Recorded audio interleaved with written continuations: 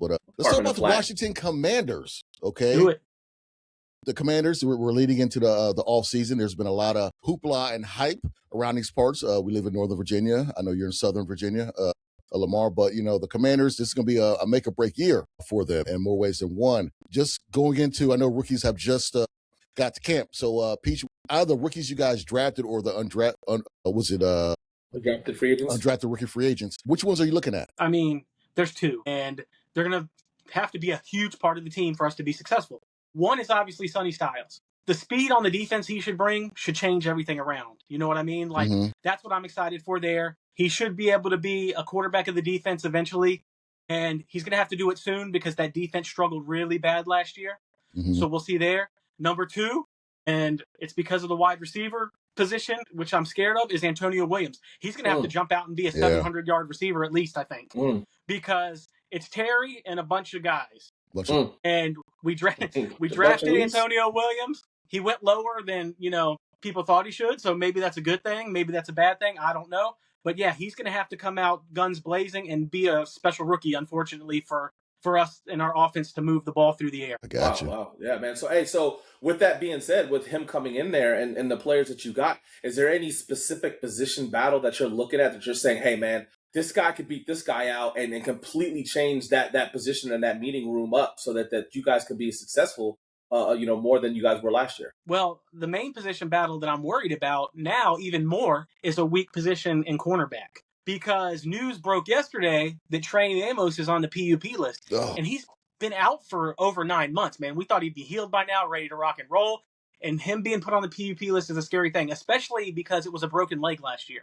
From last year. He's still in the butt from last year. He's supposed to be our number one corner. I know Mikey's there, but Mikey's a slot guy to me. I don't know. He's more slot. Yeah, and he's supposed to be our number one gun, and that was already a weak position, so that scares me. And then we got the running back position, guys, because it seems like it's like Bill and Rashad, and then that's it. Well, Bill, you saw Bill last year, guys. He's kind of frail. He looks like he got a little bigger. But the injury thing, if we get injured there, we're in trouble. The Bill thing killed me. Just to jump in real quick, the Bill thing killed me because locally, the Junkies, Sports Junk, shout out to them. They were like, "Oh man, he's like the Damon Tomlinson. He's like the next." I said, "How?" But I know a lot was riding on him, and he was up and down. But he did have a good year. I think he had like 800 yards, and like you said, he missed a lot of games. Yeah. And at the beginning, they kind of he got limited carries at the beginning before they finally made him the starter. So he could be fine, but I'll just worry about injury with him. Okay. All right. Yeah. Well, I mean, let's not, there's a big elephant in the room with the hat I'm wearing and the hat you're wearing. And there's one player that's connected to both of us. I'm not going to get on how much this guy's crashed out, that being Brandon Ayuk. Reports were this week that he bought a $10 million estate in Loudoun County. He's been doing these videos, trashing the Niners and things of that nature, driving past there's several warrant out for he has to turn himself in for driving 100 miles an hour past the stadium. He needs to do that. He's not going to get reinstated until he shows up at the Niners facility. Long story short, everybody know he shredded his knee. Was it 2 seasons ago or whatever, after he got that contract, and he's supposed to do rehab at the facility. A lot of players don't do rehab at the facility, but there's certain numbers and marks you have to do when in your rehab. It has to be at the facility. He's posting pictures and video of these things he's hitting, like running 24 miles an hour, things of that nature, outside of facility, but not in the facility. So he's like, "Well, I did everything they did, and my numbers were great, but it's not on the grounds of the team's ground facility. So it's all for nothing." So he doesn't want to play ball. He's not going to play until he comes back. So say in a weird, perfect world, he comes back. Do you think the Commanders will automatically sign him for a veteran minimum? Well, we've talked about this many, many times. And every time you've asked me that question, I said, it's a lock.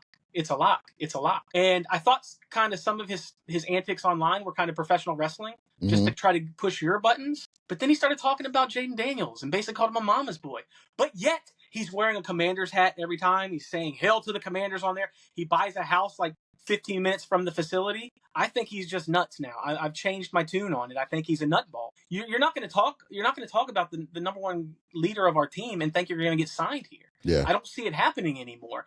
Unless, like I said, unless I'm wrong and it is professional wrestling and him and Jaden are in on something, but that makes absolutely zero sense to me, guys. So no, I don't think it's a lock at all. He's the new Antonio Brown, huh? With the way he fucking his antics and shit, huh? But at least it's not like dangerous and like violent like Antonio Brown, but it's Yet. just crazy like it, right? It's like, yeah.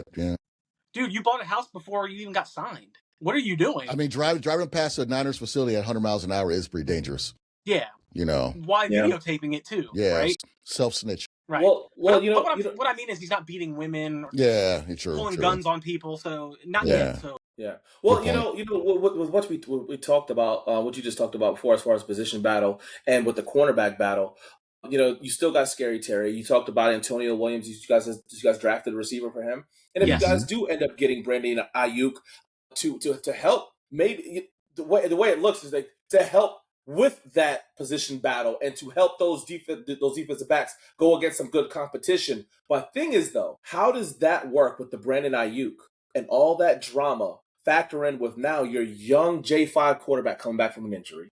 Can we continue? Can he factor out all that noise and just concentrate on what he did his rookie season, coming back from a serious injury? Now he's going to potentially have a headache in the room or a cancer in the room in Brandon Ayuk. Can he do this? Can he come back? How do you feel about his injury coming back? Can he come back to his rookie? I guess his rookie year is what I'm asking you. Can he come back to that year? I absolutely think he can because he's such a hard worker, right? And I think with the new coordinators and everything, I think he's not going to run as much. I think it's going to be more play action, get rid of the ball quickly. So I think he can. And as far as Ayuk goes, if they sign him, I would hope he checks off on it. They're supposed to be best friends at one point. Like I said months ago, I would say, yeah, they can get through that with him there, and it would be no problem. But now, like I said, I don't know. I don't think so. I think he is a cancer. And I mean, in fact, I wouldn't be surprised if they don't transition to Stephon Diggs, if you want to ask me that. Like, I think he's got his own stuff too, though. He does, but it's not drama. Like, you know what I mean? It's not like drama on the field. It's drama off the field. I mean, try to force yourself on another man and then rob him. No, I agree with you. But I think if he comes in and he'll just play football.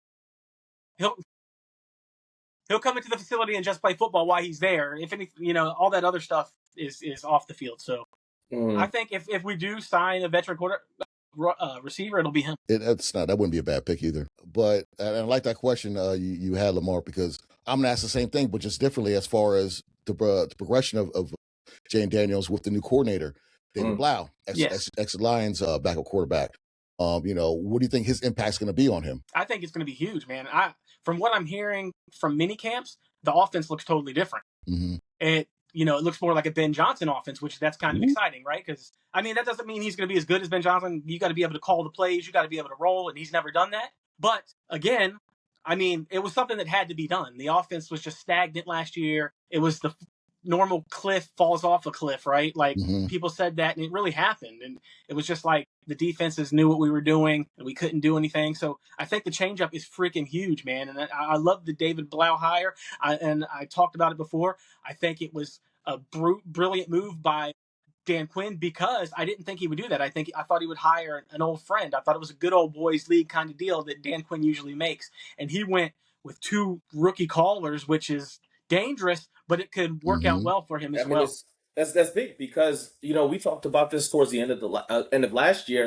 Peach, you were adamant about it. I mean, I think every week you were talking about the fact of your defensive coordinator being ass, your offensive coordinator being everybody being just terrible that you just could not stand.